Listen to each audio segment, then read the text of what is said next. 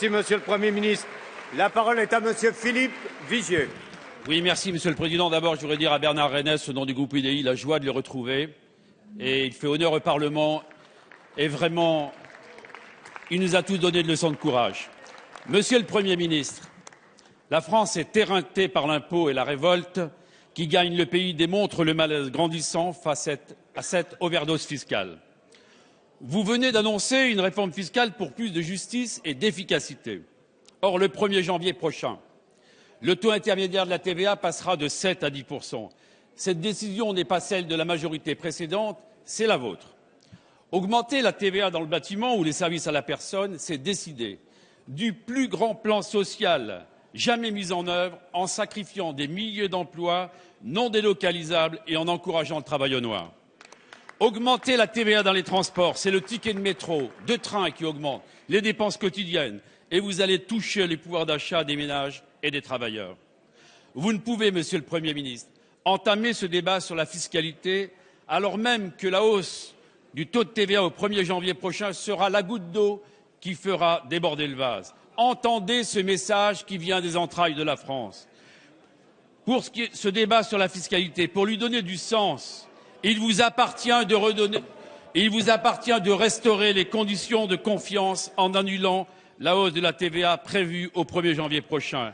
Ma question est simple, Monsieur le Premier ministre. Allez-vous revenir sur cette hausse de TVA pour que ce débat que nous appelons de nos vœux au groupe UDI puisse réhabiliter l'impôt qui est aujourd'hui devenu le symbole de la défiance à l'égard du gouvernement et de votre majorité?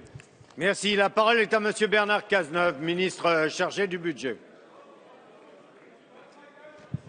Monsieur le député Philippe Vigier, merci pour votre question à laquelle je veux répondre sans tarder. Vous nous interrogez sur le fait de savoir si nous avons l'intention de revenir sur les décisions qui ont été prises en matière de TVA au cours des derniers mois. Nous l'avons fait en renonçant à porter la TVA à 21,2%, décision que vous aviez prise et qui aurait consisté à prélever 13 milliards d'euros sur les Français. La TVA ne passera pas de 20 à 21,2%, mais de 19,6 à 20.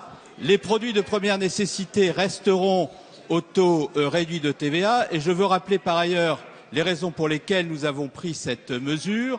Nous avons le souhait de restaurer la compétitivité des entreprises. Nous avons donc décidé de nous engager dans la diminution du coût du travail à hauteur de 20 milliards d'euros. Il s'agit d'un allègement net de charges, contrairement à la TVA sociale qui était pour partie récupérée par une augmentation de l'impôt sur les sociétés. Et contrairement à ce qui était prévu dans le modèle précédent, cet effort fait en faveur de la compétitivité des entreprises n'est pas intégralement reporté sur le consommateur, puisque nous faisons 10 milliards d'économies en dépenses. Nous faisons en sorte que la fiscalité écologique vienne compenser les efforts que nous faisons de diminution du coût du travail. Il y a effectivement 6 milliards d'augmentation de la TVA. Je veux rappeler que dans le même temps où nous faisons cela, pour un certain nombre de secteurs qui sont très créateurs d'activités et d'emplois, nous avons pris dans le projet de loi de finances pour 2014 des mesures très concrètes, mise en place du taux réduit de TVA pour le logement social et les petites réparations, mise en place du taux réduit de TVA pour la rénovation thermique, et nous avons reçu ce matin avec Sylvia Pinel les artisans pour dire que nous allions étendre cette mesure aux travaux induits, et nous avons également pris un certain nombre de dispositions pour accompagner le secteur de l'artisanat qui est en difficulté, qui seront annoncées tout à l'heure et qui ont fait l'objet d'un dialogue de très grande qualité avec les artisans. Monsieur le Si vous voulez